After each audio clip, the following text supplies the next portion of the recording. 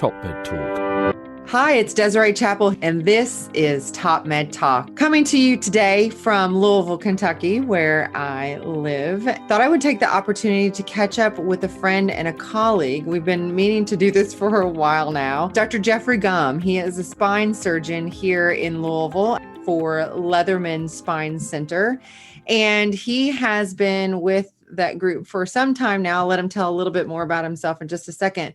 But we've been working collaboratively with North Star Anesthesia to see if we can find a way to do it better. So Jeff, thank you so much for joining us. Tell us a little bit more about yourself. All right. So the Jayhawk cat gives it away a little bit, but I'm from Kansas originally. Went to undergrad in medical school there. Originally planned probably coming back there, but I landed here for my orthopedic residency. Fell in love with the group here. I mean, obviously the spine group is pretty well known. I started working with Glassman as an intern doing research. I've always been interested in research, whatever field I was in. And so worked with him, ended up going to St. Louis for fellowship for a year. At the time, kind of best known fellowship in the world, right? So the guys that I got a chance to work with were very well known. Glassman got me that fellowship, or really helped to get me that fellowship. And before I even went off to St. Louis, I knew I was coming back. Met my wife, who was, she was actually a scrub tech at our children's hospital my intern year. So when I started looking at jobs and places to go, that got narrowed down very quickly. And luckily, I love the group. They loved me. We got along very well. So I knew it was a good fit. So I pushed really hard to join with them. And so I already had a contract before I left for fellowship, came back and hit the ground running. So for our listeners, because we have listeners on TopMedTalks all over the world, so they may not know specifically about Leatherman, but I think you shared some details with us the last time we talked that I was just amazed by the amount of surgery that we're doing. Yeah. So Leatherman was Leatherman Spine Center. Yeah. Okay. Leatherman Spine Center here in Louisville, Kentucky. And Dr. Leatherman, Kent Leatherman, I think he did the first Coach Dubusse instrumented scoliosis case. So it's like the first kind of step into modern instrumentation, right? So not necessarily screws and rods then, but really hooks and rods, and really helped pioneer anterior surgery for scoliosis. So very well known across the world as far as scoliosis surgery goes.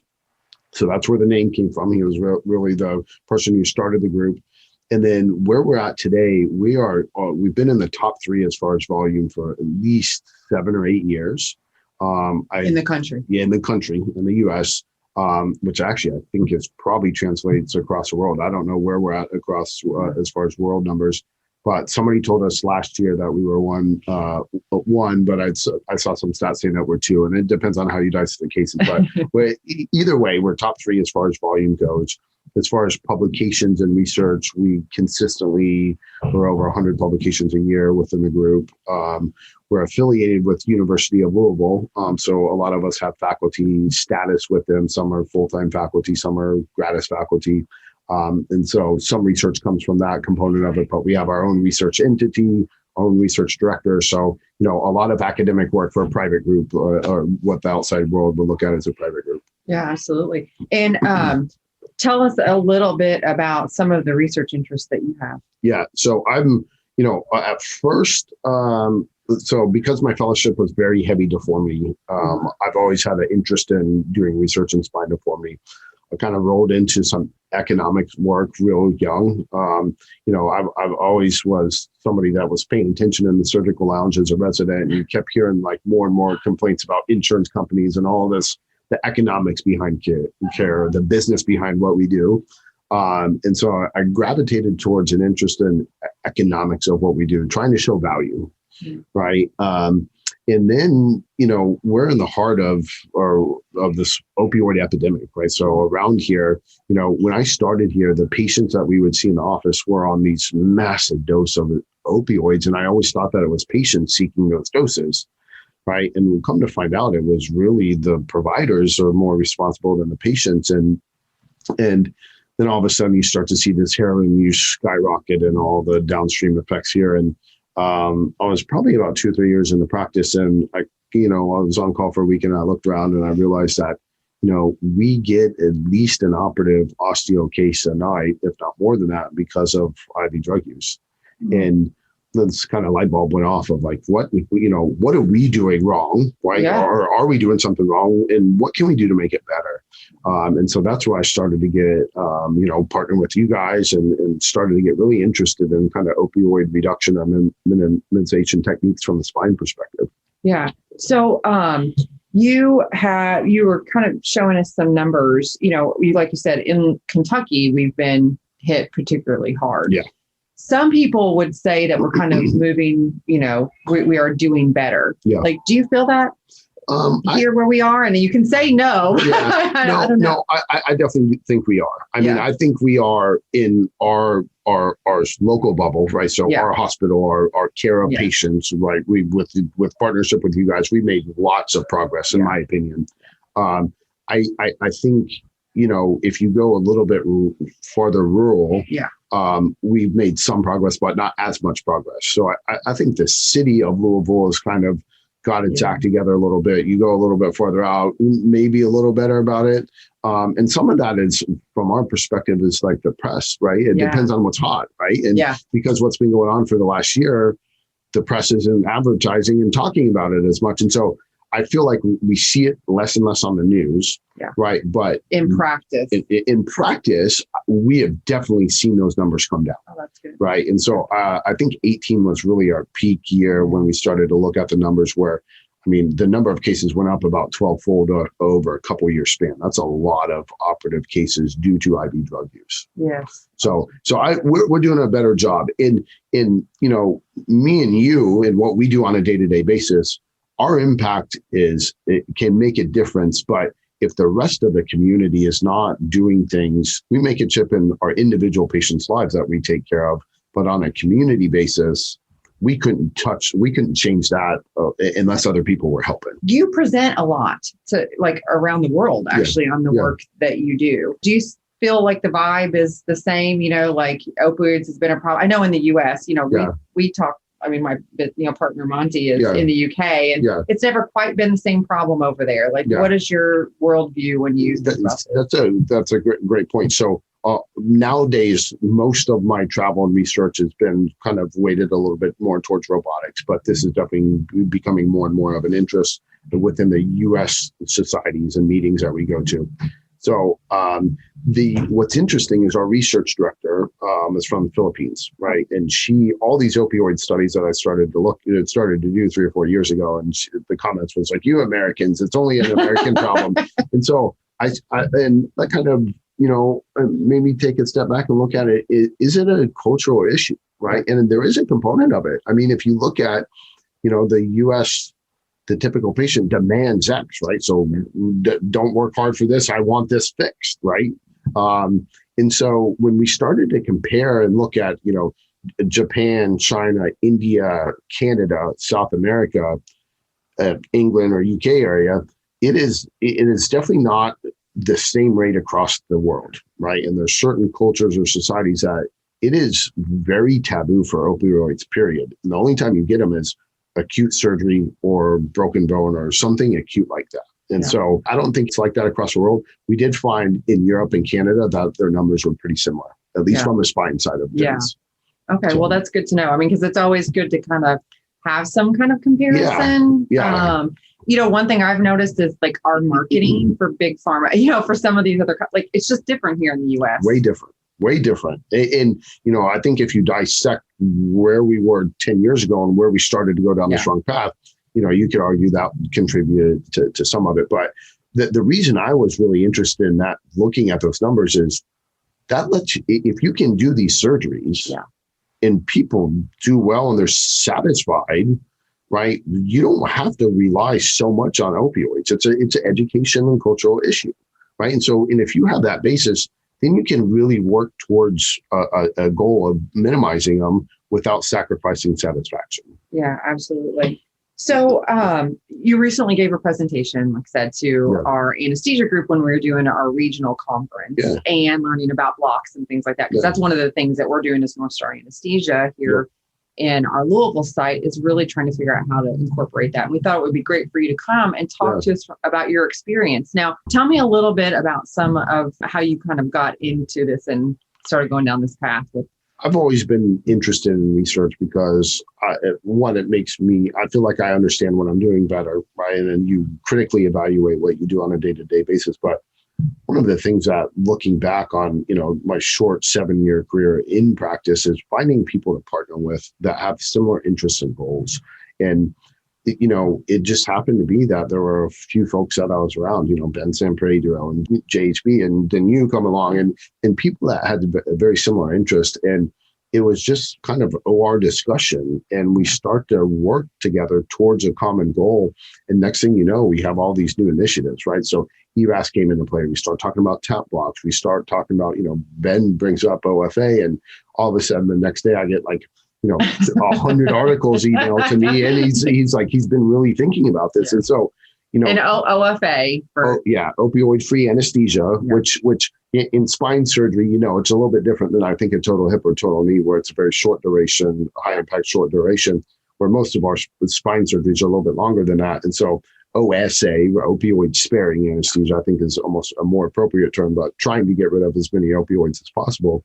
So we just kind of slowly layered all this stuff in, and there's a very obvious clinical difference that we're seeing within the patients. And now we're really starting to put the numbers to back that up. And so it just happened to be that there were people interested. There's no way I could do this by myself. Well, whenever you were presenting, the kind of takeaway for me, I heard everything that you're saying about opioids. And I think all of us, we've heard that so much. Yeah. But to hear from your perspective, like this really truly is a problem for your patients. Yes. Which means they're our patients, Yeah. Because you see them when they're long gone. Yeah. So I think that really helped us. Not to be short-sighted, but there are a lot of folks around here when we started to do some of this stuff. They're like, well, our part in anesthesia care is so small in the window of the continuum. Why do I care? What does it even matter? What's it matter? Yeah. Right. And then, that's, it's not terrible to think like that, but in my mind that it's still, you're not part of the problem, but you're not helping the problem. Yeah. Right. And so what the comments after that discussion with you guys, or that presentation with you guys, is a lot of folks came up and said, now I feel like we have a place that we can help. Yeah. Right. And make our care better to these patients. And so that some of the data that came out, granted, it's been a few years, that 1 in 4 opioid naive patients that walk in to have a spine surgery are still taking narcotics at a year or two. That's insane. That's crazy. That's just spine patients. That's just spine. Oh, that is absolutely insane. Yeah. Right. And then even when we talk about that at spine meetings, at first, the spine surgeons have that same response. Yeah. Well, my responsibility is the first 30 days or 90 days. It's not my fault. It's not my responsibility to get them off of it. And I completely disagree with that. Granted, my job isn't such as a pain management doctor where day in and day out I sit and counsel you on it, but you still need some education. You need some responsibility in your prescribing patterns, et cetera. And so taking a step back and looking at it and talking to folks, like even on the anesthesia side, there were a lot of, even in the audience at Small Talk, I saw a lot of light bulbs go off. And the next couple of weeks, people came up and they're like, I feel like we can really help now. Yeah. Yeah. If you look at big trends in all of orthopedics, right, have been earlier mobilization, right, lead to better outcomes. In hip and knee folks, it was about 5 or 6 years ago. Again, there was just very rapid change of the average length of stay for a total hip and total knee. Yeah. A big portion of them went to next day or same day discharge. Right. And their outcomes got drastically better, less DVTs, less pulmonary issues, all these medical complications. And so, I'll have spine surgery patients now that have had surgery 15, 20 years ago. And I tell them that they have no restrictions out 4 to 6 weeks and they're up walking the same day. Their jaw hits the floor. They're like, I got kept in bed for a month. Right. Oh, they spine surgery. We've made drastic advances in the confidence in our instrumentation and things we could do to grab the spine and hold the spine in certain spots. And it took a long time for us to realize that it is okay to get up and start moving the same day. And so that earlier mobilization has been a big target within the spine surgery as a specialty. But if you fill them a truck full of opioids, they're not going to get up and move that day. Yeah. Ben made a really good point. He said, there's a hard stop on almost every medication we give. You guys have a limit of you shouldn't give more than X. Does that exist in opioids? What's the hard stop on opioids? Yeah. There's none. There's none. Right? That's crazy. You could say within the last decade, one of the most impactful classes of medications that we've dealt with negatively, and there's no hard stop on that. You just pump them full as much as you want. Clinically, well, if somebody does a case and they don't care about it, well, they don't know where they're at right when they wake up. They're definitely not getting up that next day. And then it just trickles into the next couple of days afterwards. Yeah. Right. And so the medical complications and the side effects related to opioids have drastically gone down since we started doing all this work. So whenever we reduce in anesthesia, we reduce the amount of narcotics that we give pre, intra, and off, or in post, immediate PACU. Yeah. What is that kind of patient? I know you said they're up and walking, but clear-headed, completely. Yes. Mentition's better, right? But so many people will say like, well, in PACU, they had to have a lot of narcotics because they still said they were pain. I mean, or like they get upstairs. Well, they're still having some pain. I must give them some narcotics. Right. And that's our next step. That's our real next barrier in the continuum of care. And it is okay to have pain, right? And it's expected to have pain, right? And I spend a lot of time with my patients saying, it's going to hurt. Yeah. Right. And my line is, you're going to hate me for about a month after most of the surgeries that I do. And I tell them, but it is better for you, recovery wise, complication wise, to be able to get up, move around, know what's going on, not be confused. Yeah. Right. And a little bit of that education goes a really long way. Right. And I don't know if the stigma or the training or the expectations from the PACU side of things is the patient that doesn't talk or complain is the success. Yeah. And I think that's what we need to work to get away from. And I'm not saying that's bad, but there's somewhere in between, right? You don't want somebody there screaming and yelling because they're in so much pain, right? You want somebody comfortable, but they're still able to articulate where they're at, what's going on, be able to get up if you want to get them up. One thing that was really interesting, and whenever I started getting into this here specifically with spine, was that talking to you to say, well, how do they look? Like if they had kind of a weird PACU recovery, they're kind of that in and out, like I'm having some pain. I'm not for sure what I'm supposed to do with this. The nurse is maybe giving me something. But then you say, if they didn't get the narcotics and they made it through that first phase, like upstairs, they're just like doing fantastic. Oh, our center does a lot of revision work. I would say, current in my practice, about 40% of the patients have had a surgery somewhere, some from me, but most of them other centers. And I had patients that had been to very high profile centers, right? And their comment is, whatever you did different, I feel great. And this is on post-op day 1. Yeah. And I'm like, it's not me, right? It's my anesthesia team. They're the ones that are making you feel different right now. My screws are my screws. Screws are very similar. Granted, some of it is as we gravitate to more minimally invasive techniques, right? That can help with some of the recovery kinetics, but that immediate comment is because of what you guys have done, and they know where they're at. They know what's going on. I mean, I would say, and I'm not aware of studies of this, but it was very common when I first started practice for patients to say, I don't remember any of my hospital stay, and I don't remember most of my rehab stay. And so that's days and weeks that whether it's a protective mechanism of your brain to let go of it, or the opioids or other medications, but it's rare that I hear a comment like that now. Yeah. Beyond the PACU, when I go around, it is crazy how many patients are like, this, whatever this was this time, it was awesome. It's working. Right? It's working. That's great. Yeah. So, and just to dig a little bit deeper, the OFA, OSA thing, because we've had a lot of conversations around this, and I know your team has too. Like, where do you land on all that? Yeah, as far as trying to reduce as many as possible. Does it have to be free? Does it have to be opioid free? No, I think naive patients, right? So a grant that we recently submitted, right? It's our kind of second go around with a big grant. After dissecting it, there is a subset of patients that I think it's impossible you can do OFA, but you're going to have this rebound issue in the PACU. Yeah, we do have a huge tranche of chronic pain patients. If you think about it, I mean, if you've had 6 spine surgeries. Sure, you're going to be. The likelihood that you're on some sort of narcotic or opioid is going to be up there, right? And so to take that away from them, I think is almost, it can be beneficial. There's a fine line, but it can be counterproductive. Sure. I consider if you're opioid naive, it should be OFA in my mind, right? Yeah. And I think there's a minimum, whatever this target is, there's a threshold. Right now, we're looking at about 60 MMEs a day, right? Which is really what the FDA classified as dependent, right? Right. And I think below that, OFA is a good goal, but if you have to add a little bit of opioid, I don't think that's detrimental. To me, what's most important is the attempt to reduce it as much as you can. Yeah. Right. So a little bit of fentanyl here and there, like you've seen these patients, not going to be a deal breaker. If you feel like you need just like a little bit of the longer acting something just to get you not going to be a deal breaker. Okay. Right. The person that's doesn't care, doesn't pay attention to it from a provider side, that's a big difference, right? Those patients look drastically different.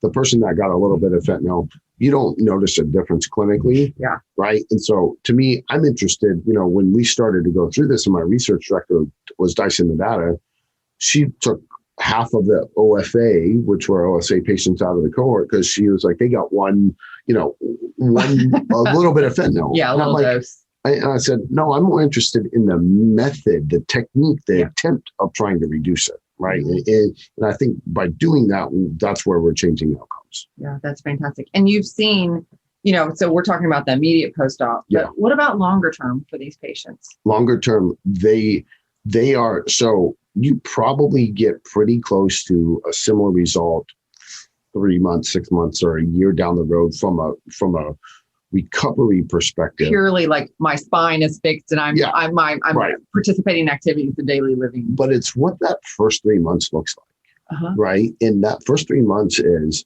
you're up moving quicker, you recover quicker, you heal quicker, you have less medical complications, and you're less likely to still be using opioids, right? So the studies so far, at least on the spine side of things, it's not just the dose that you get. It's not just the amount of exposure you have when you're asleep or you're in the hospital. It's really the duration. And those folks we educate them on trying to get off and we limit the dose in the hospital and when they're asleep, that all adds up, in my opinion. And so they're getting off of it way quicker, right? And what's interesting is for the first time I've ever seen in my career, people are seeking us out because we're starting to do this. People are coming to us saying, I want to go through this with no opioids, right? And that's amazing.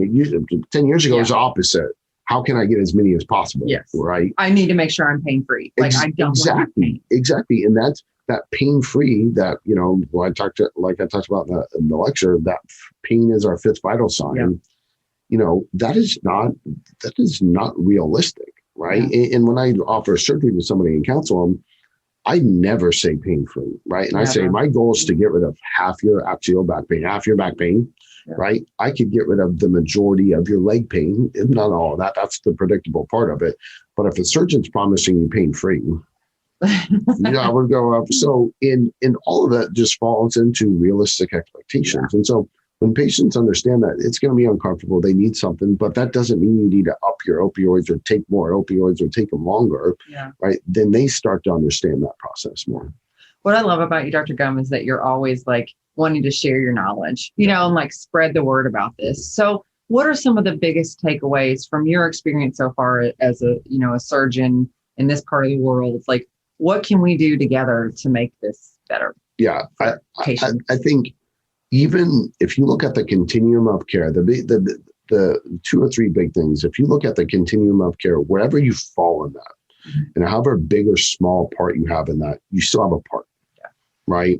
And if you think it's ridiculous to minimize opioids in a 3-hour surgery and that's your only part in the continuum of care, I would say you're wrong in that. So we all have a part. So be it small, be it big, be it medium, do what you can with what you can with the patient care. Number 2, I love to talk to folks that enjoy what they're doing and feel like they're a part of a team and can make an impact, right? So find people around you that have similar interests, right? This is not fun by yourself, right? Yeah. It's very fun to have these conversations and talk to other people. And next thing you know, everybody's involved. Yeah. I mean, when we first started talking about this, there's 2 or 3 of us. And I had some people say, that's not the standard of care. Why are you doing that? And right. Probably on all sides, right? Also, like my side, your side, everybody's side. Right. And now it's grown into this environment to where we are all interested in it. And what came with that is we're all interested in learning more. We're all interested in taking a little bit better care of our patients. And it puts a smile on everybody's face. Yeah. Right. And so the things I have to say is you're a part of the care. right? If you're here, you're listening to this, you're part of the care. Do what you can. Number two, enjoy doing it and put a smile on your face and try to learn how to do it better. Yeah. I love it. The very last slide that you showed, the very last takeaway was, let's go change the world. Yeah, exactly. Because it is. Yeah. It is. And it's for us. I mean, it's for us as providers, but ultimately, like, I mean, your patients are testament to this. Our patients. Our patients. Not That's my patients. Our patients. Our patients. That's absolutely right. I could talk to you forever. Yep. I know that you're on call, and I know you're actually getting ready to give a presentation. Yeah. So appreciate it. We're definitely going to come back and do more. Anytime. Anytime. Good? Yes. All right. Where can people find you if they want more information? So my personal email is easy, jlgum001@gmail. That's a terrible email to remember. But people can call me, email me, however. Leatherman Spine. Leatherman Spine. Yeah. So through our website, Leatherman Spine, through Norton Hospital, anywhere. I mean, I'm always happy to chat, right? And I've seen this not necessarily on the opioid free or OFA or OSA type of things, but same thing with robotics. Anything that I'm talking about, that I'll talk to anybody forever. And so people just reach out randomly and I'll pick up the phone call. So email, call, however. All right. Website. Sounds good. All right. Thanks so much. Thank you. Cheers. Yes. Cheers too. TopMedTalk. All right. Thanks so much for listening to Top Med Talk. That was a fabulous conversation. Dr. Gum, thank you so much for joining us. I want to take 1 second to give a huge shout out to the North Star Anesthesia team in Louisville, Kentucky. You guys, each and every one of you are rock stars. Thank you for everything that you do every day for our patients. It is such an honor to work with each and every one of you guys. Special praise to Benjamin San Pedro and Jennifer Hart Bates, who Dr. Gum referred to directly. Your passion for improving the way we take care of patients is infectious, and it has changed our group and our lives as providers, as well as the lives of patients that we take care of every day. You know, you can always find us on your favorite social media platform, Twitter, LinkedIn, Facebook. We are there. And be sure to check out our upcoming World Congress of Perioperative Medicine happening this summer in London, 100% virtual, but hopefully wherever you are in the world, you can get together with a group of friends and watch, converse, ask questions. Let us know you're getting together. We're so excited. You can find more on the website at ebpom.org. And you can also find more about Top Med Talk and hear more of these fabulous conversations at topmedtalk.com. Have a great day. Cheers.